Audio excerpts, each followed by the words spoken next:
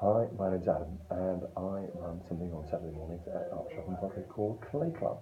Now, that's from 10:45 till 12. It's for 4 to 11-year-olds who want to learn how to do things with clay. It's all hand building, but it's accompanied with an adult. It's an opportunity for you to do something that you might not want to do at home, because it's a bit messy, but or you might not have the space. But we do all kinds of things. We make everything from picture frames to robins and rockets, and these are some of the little pieces that we've got ready for picking up. Lovely spaceships, things like that. We're obviously doing some nice seasonal things just before Christmas. Another little robin there, and I think this is absolutely lovely. This is one of my favourites. Wonderful multicoloured snow pass. So if you'd like your children to come along and learn how to do things like this, as I said, it's 10:45 until 12, including 5 minutes tidying up. I do get them to tidy up. I think that's quite an important part of it. It's £8 per child.